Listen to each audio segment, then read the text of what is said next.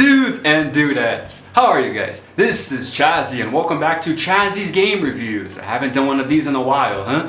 And today I'm going to be talking about Gears 5, a game that I have been playing very frequently lately to give you guys gameplays. I have a whole playlist now, a bunch of really cool videos for it, you know?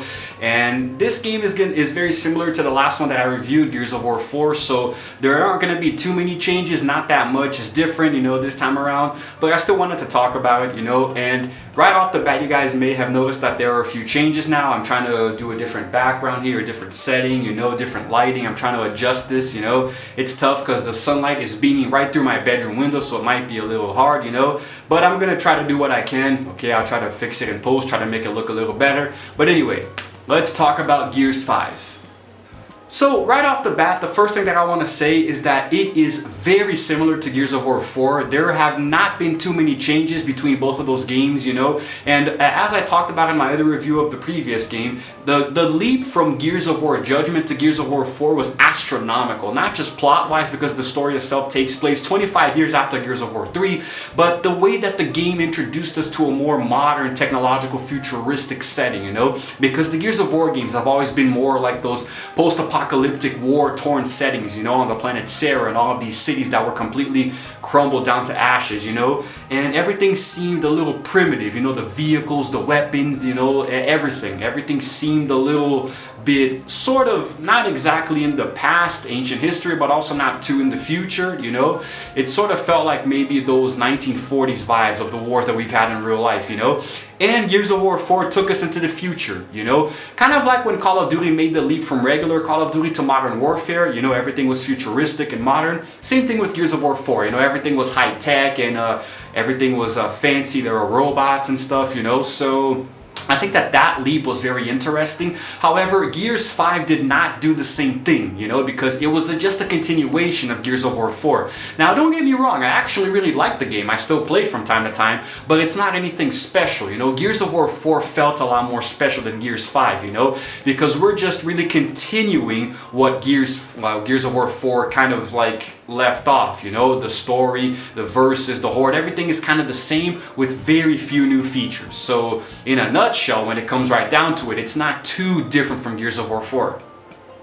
Now, the campaign is where things do kind of, you know, get a little hard to swallow for me, you know, because the story was good, very dramatic, very tense, a lot of emotional moments, but they were trying to do something different now. The Coalition tried to make Gears of War into an open world game, and that was not a good idea. I am used to the Gears of War games being very linear, you know, like you have to go from point A to point B, kill some enemies, go to point C, hold, I don't know, a checkpoint, a command post, go to point D, kill more enemies, this and that, you know, that's how the games are, and they're in very close quarters. Like, you can explore a lot of really large areas in Gears of War, but it's always linear, you know, you can't access every single section, and that was actually okay because it makes the game feel more driven and linear and more, you know, straightforward. I like open world games as much as the next guy, but not when I'm already used to it not being open world, you know. Gears 5 introduced us to like a whole explorable setting where we take a vehicle and go through a desert going to different places, and it's so easy for you to get lost. It's ridiculous, and there are way too many side quests, let's say, you know, on the main mission. So you have to go here to do this and then do that and this and that, and there are so many optional things to do, but me as a gamer, I like to do them. I like to explore as much as I can, not just for the actual story, but to get achievements, collectibles, weapons, whatever I can find, you know, and to see more of the game. But I think that it took me such a long time to finish the Gears 5 campaign because of this. And it is a very short campaign. It's not too long at all by Gears of War standards, but because it was open world, it was kind of annoying and I kept getting lost way too many times. Now, the story is totally focused on Kate this time around, you know, because we find out that she's the Locust Queen's granddaughter, and at one point in the story, her mother becomes the new Locust Queen. It's really crazy, you know, the twists and turns that they give you. And the story is very dramatic, you know, it's very, how can I say, it's very emotionally driven, you know. There are moments where it really pulls on your heartstrings, you know. Not enough to make me cry like Gears of War 4 almost did when I thought Marcus was dead, you know, but like, I think that it's not the most dramatic story. of all the Gears of War games. You know, I think that other games have done the story better, like Gears of War 2, for example, which was crazy, emotional, like when Dominic's wife Maria died, you know, things like that. Gears 5 gave us the death of Del or JD, because you can actually choose which one dies, which I thought was really anticlimactic. You know, I chose Del to die because I didn't want JD to go, because he still felt like a main character to me. And the character development isn't as intense as it was in Gears of War 4, because we are following Kate on her journey now to try to understand her heritage to the Locust and the pendant on her neck and all of that. And they actually go to a few places from Gears of War 2, Mount Kadar, the facility, you know. Very, very nice, you know, a good callback, you know, some nostalgia there. And we had a few new mechanics now. Our companion Jack can go and give us some weapons, you know, a few new features that made it feel a little more streamlined. But at the same time, it felt way too much like Gears of War 4, you know. Gears of War 4 felt so different from Gears of War 3 and Gears of War Judgment that it felt like its own thing. It felt unique, although it was still a little bit of the same. Gears 5 did not feel unique at all. It felt just like a simple continuation of Gears of War 3. Gears of War 4, you know. There weren't that many new weapons. There was this new one called a Claw, which is actually cumbersome and annoying, you know. I can't even remember anything new. We have a hammer now that we can use, you know, that's carried by the Locust Warden character, so there wasn't too much innovation, you know. The campaign was okay, it was good, the story was very, very awesome, okay. I'm not saying that it was bad by any means, it's just that because they tried to implement an open world setting into it, it kind of took you out of the story a few times, you know. At least that's what I thought. Now we're moving on to Versus, which is my least favorite part of any Gears of War game. I stopped playing Versus a long time ago, back in around Gears 3 or so. I'm not a big fan, but it's mostly because I suck and people are douchebags. But the Versus mode did not change too much from Gears of War 4, but there are a few new game modes that challenge you a little bit more, you know. There is more variety, because every Gears of War game introduces new game modes to the online multiplayer, which is cool, you know. It sort of always keeps the ball rolling and keeps things changing up, you know. And the older game modes, they change a little bit, you know. Matchmaking still sucks. Matchmaking is horrible. You know, they keep lumping you together with people with different levels, you know, and it's all over the place. Sometimes you will play with an incredibly crappy team who's going to get floored, but then other times you play with a very good team who's going to floor the other team. So it's not too balanced. You know, the matchmaking really kind of sucks, you know, and it used to be better. It used to be a lot better, you know. They would put you in lobbies with players around your same skill, you know. So I think it's very unbalanced. If you guys saw me playing Versus, you saw that I sucked in every round because my team were a bunch of noobs, you know, or the other team was simply way too good. I don't know. I don't think matchmaking is very balanced in Gears 5, but the new game modes are okay. There's a thing going on right now called Operation 3 Gridiron, which introduced us to this new thrash ball kind of game mode, which is kind of like football. You take a flag, you run to the end zone, you score a touchdown to get a point, but you can also eliminate the entire other team to also get a point. You know, it's actually really cool. It's interesting. I didn't enjoy it too much because I sucked, but it doesn't mean it's a bad game mode by any means. It was actually pretty fun. Now, the thing with Versus is that if you're good, if you're really good in Gears of War and you can floor everyone, that's okay. You can own a bunch of people and you can rank up and get all of that stuff, you know. There are new awards now that you can get in every single week. They add new challenges, you know, things like that. And it's actually not too bad. It's fun to try and get all of the challenges, the kills, the assists, you know, all those things.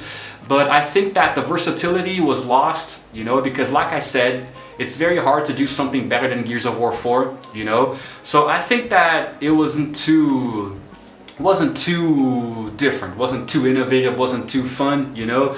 But that's okay, you know. And I think that it's interesting because, I mean, the frame rate works a lot better now. The graphics are much better. The game runs a lot smoother if you have a decent internet connection. So every Gears of War game makes it better, you know, to run, the internet speed, the bandwidth. So I think that it was really, really good. When you have a good internet connection like I do, it's just really awesome to play the game. Everything is so smooth, you know. So yeah, it's a win and lose situation in Versus. Now we get to my favorite aspect of Gears 5 and any Gears of War game at all in general, aside from the campaign probably, Horde. Now we have Horde 3.0. It is the third iteration of a Horde mode in Gears of War, and it is unsurprisingly a lot of fun. Although I think I made a mistake. Gears of War 2 introduced us to Horde, then we had Horde 2.0 in Gears of War 3, then we had Horde 3.0 in Gears of War 4, so we actually are in Horde 4.0. technically, in Gears 5, and a lot doesn't change, but there are a few new features now. Now you can skip waves, you can skip and go a little further into the waves now. There are this new thing called Horde Frenzy, which you can play just, I don't remember if this was in Gears of War 4, but either way, it doesn't change too much. But there is a new feature that I actually enjoyed a lot, which is the option to give you AI controlled soldiers in the Horde mode now, so you don't have to play by yourself completely alone. I think Gears of War 4 only gave you that option, or playing online or with friends. I played online. I played by myself in Gears of War 4 a lot in Horde because I was a beast. I was maxed out on my scout class, so I just mopped the floor with everyone. But it's actually nice to have AI soldiers play with you, even if it's on easy difficulty, because you know you're kind of covered, you know? For example, if you go down, there's a chance that you can be revived by an AI soldier. And if you're playing by yourself, when you go down, you immediately die and have to restart the wave. So I think that it was actually very interesting to give us that feature, you know? Because I don't really enjoy playing online, not even Horde, because people rage quit, you know, when they suck, you know? Sometimes you're playing with a bunch of people and you're actually doing really well, you're getting really far, but then you die once and all of a sudden everyone quits, you know? So there's no insistence, you know? There's no perseverance when you're playing with people who you don't know. And the AI soldiers never let you down, you know? So it's very nice to play Horde in Gears 5, you know? The reason that I keep coming back to Gears of War games is usually to play Horde, you know, and sometimes the campaigns if I just feel nostalgic. I was playing Horde in Gears of War 4 a lot more frequently than any other game mode in the game, as I'm playing a lot of Horde in Gears 5 now. And it's fun to challenge yourself, you know, and there are a lot of difficulties now. There are a lot of different modes, you know, and each one gives you a better challenge, you know. I think it goes all the way to not even insane, but inconceivable difficulty, if I'm not mistaken. And it's very challenging, it's very hard, so I don't consider myself a hardcore Gears of War player. I used to be, but now not anymore. I just play for fun, to enjoy myself. So if you consider yourself a hardcore player, then you will definitely enjoy playing Horde on inconceivable difficulty. But I'm okay, you know. Not a lot of changes from Gears of War 4, but it had enough variety to make it feel a little more different, you know, a little fresher, you know. So yeah, a new little revamped thing there.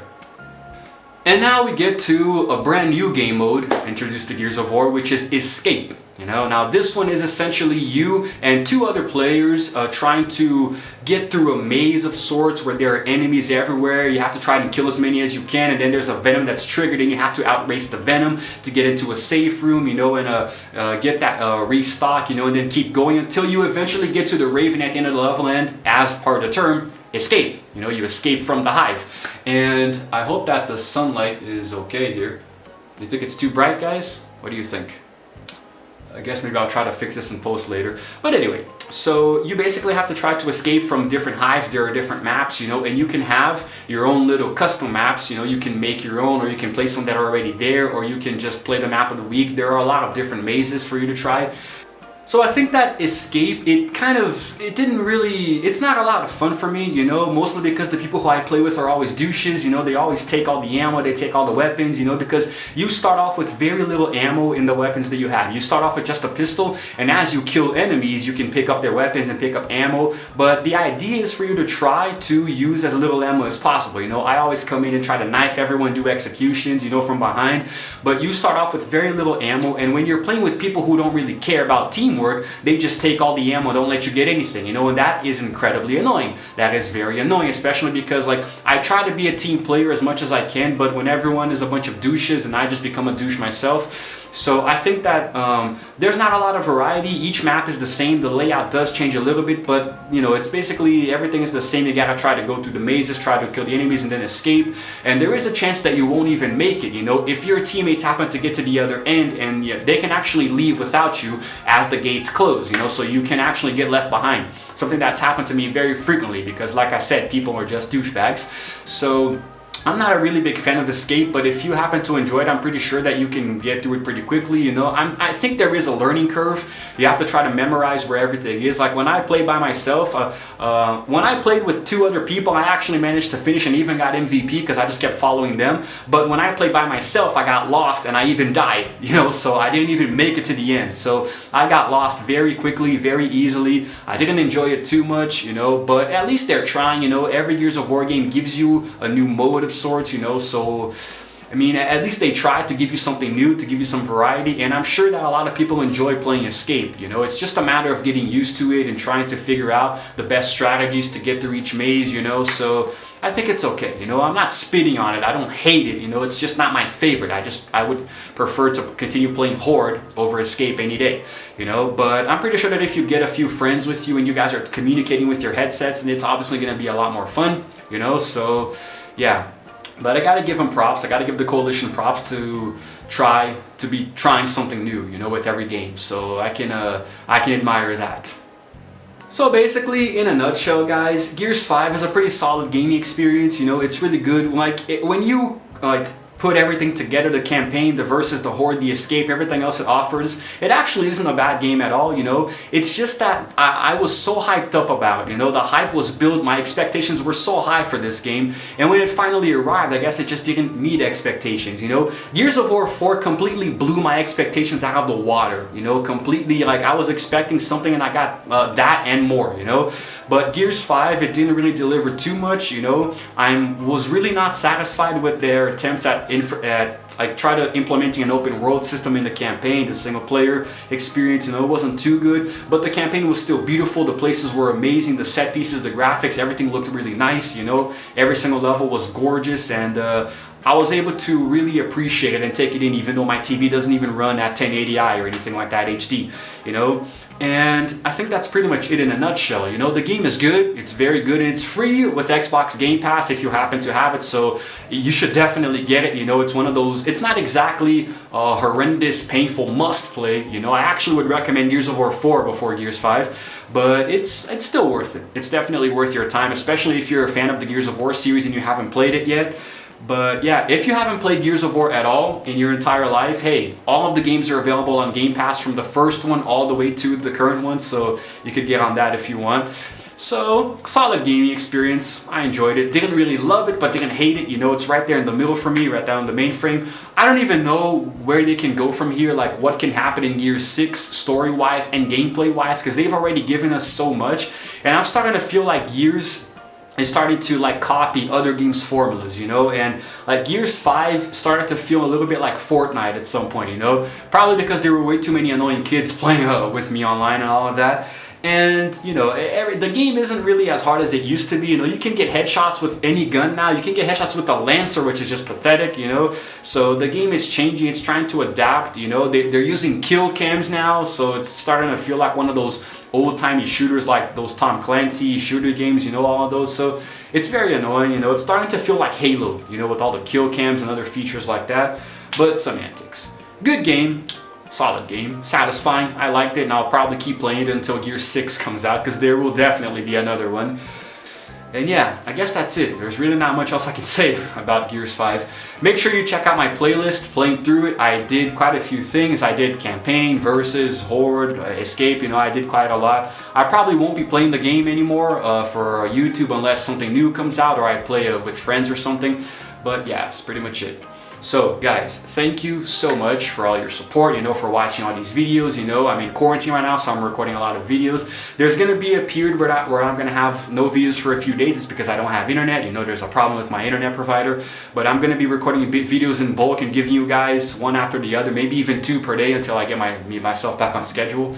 So yeah, if you happen to have an Xbox One, Gears 5 is available now on Xbox Game Pass. Make sure you get it, and maybe even play with me later. You know, add me on Xbox Live and we can do some Horde together. Alright, that's it for now, guys. This is Chazzy, signing out for now, and as always, I will see you guys in the next video.